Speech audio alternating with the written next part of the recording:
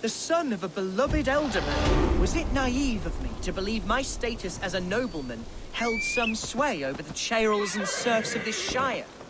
What cause have any to dishonor me?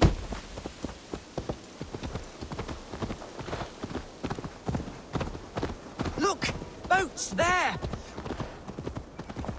We could sail the waters to Lincoln, sink the ship... What were you told when the guards exiled you? Oh, scraps of nonsense. I woke to screaming. A man grabbed me, said I was an immediate danger to my father. Ha! Horse pucky. Mercian soldiers then shackled me, rode me blindfolded to the River Wash, and told me plainly, start anew elsewhere or face death in Lincolnshire. What did they mean? Oh, some nonsense about me praying for his death, hungry for his inheritance. Speak plainly, Humboldt. I can't help you if I don't know the full story. You hold no grudge against your father? No, never. No, I suspect the order for my exile came from on high. Perhaps one of Burgred's final orders before he was deposed. That would surprise me. Burgred was battling Danes until the end. He had bigger things to worry over. Perhaps you're right, he's too contained. It must have been King Alfred, then. King Alfred of Wessex? That's another kingdom entirely. Yes, but Alfred has a fearful hatred of the Danes. He must have heard that I am courting one. A beauty who knows no equal. Your Dane lady love. Right.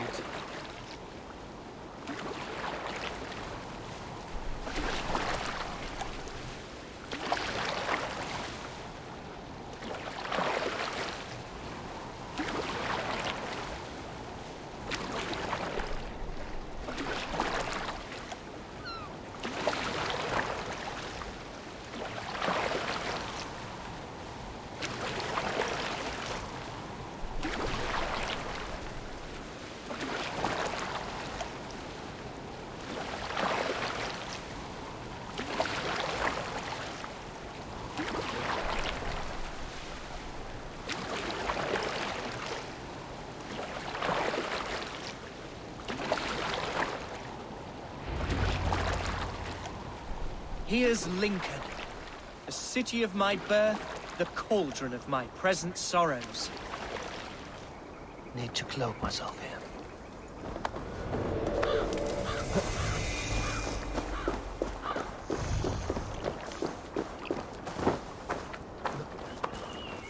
Right behind you, follow me. My heart beats like the drums of your dragon boat.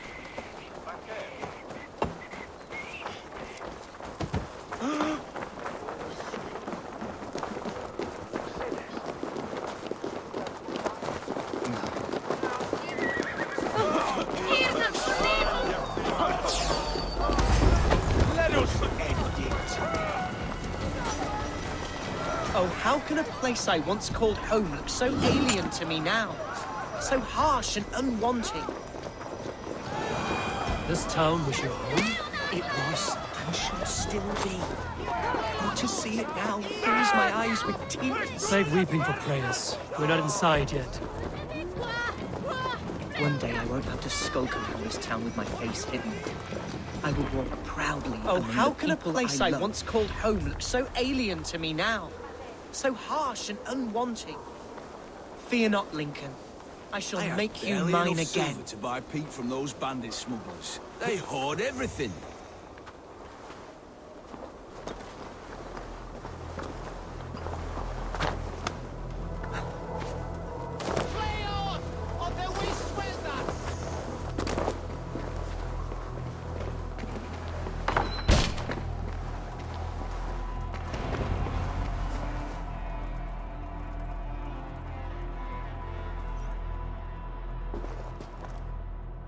Hunwald!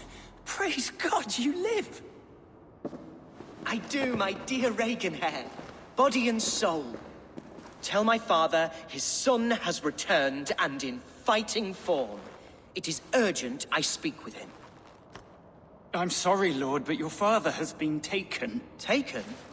When? Weeks ago, Lord. And well ill he was when they carried him off. I wish I could say more. Did he walk out that door himself, or was there a struggle? He wasn't took, nor did he walk. He sort of limped his way on. On his own, or was he forced? On his own. It was the Abbess Archer who suggested he be moved. She feared his illness was fast coming. He still has friends in Lincoln. That's a good sign. Bishop Herefrith among them. He's kept a vigil at the town hall, looking after things in your father's absence until he returns. Will we find trouble there? At the town hall? You mean soldiers and the like? Aye. There have been many, many more about since your father took his leave. Right. We'll find a quiet way in if we can.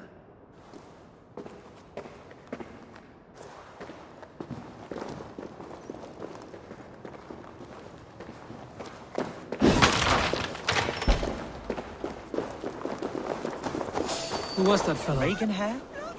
He's an old fixture of my family's household. Loyal to the end. He helps run the place, and he's known me since I was but a little lordling. A simple fellow, but worth every pinch of salt.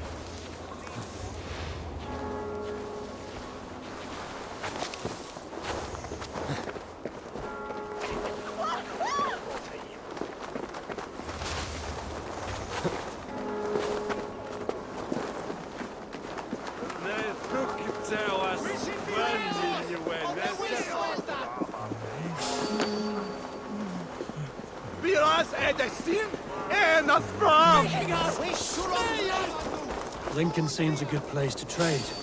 Does it? The market is flush with goods. Yes, it must be.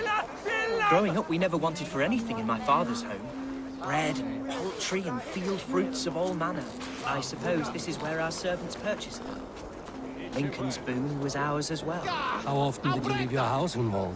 Oh, from time to time. Yes.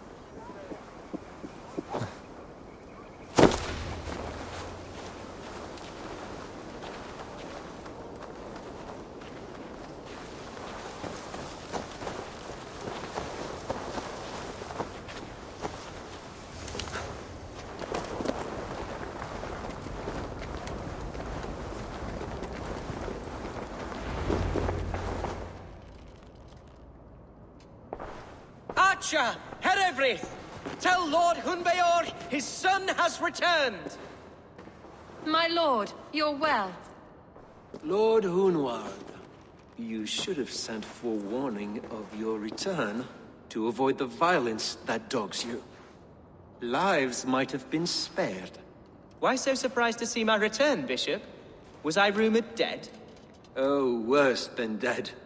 It is my reluctant duty to report the rumor that you were lost in the north, bedding a Dane on some squalid farm.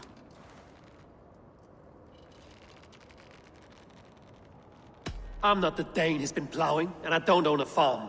I know you mean well, Bishop, but there's no cause to insult Swanborough's honor. You leave my lady love out of this. Ah, your mystery Dane has a name. Sadly, the people of the Shire will hardly be comforted. Now that you have swelled your father's tolerance for pagans into a sin. I've no patience for insult and rumor. We have come to speak with Lord Hunbeor, that is all. Lord Hunbeor has gone, I'm afraid. He would not say where to, but I'm sure he will return shortly. Once the storm has passed. What on earth do you mean by that? What storm? Your father feared for his life, Hunwald. In his weakened state, he could not defend himself. Not against a Dane, certainly. How dare you? Eivor is above reproach. See this from my view, Hunwald. You arrive after a strange absence, with a hired Viking in tow, demanding to see your father.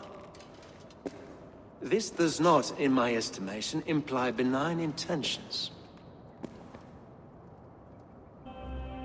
If I meant to murder you, these stones would be slick with your gore already.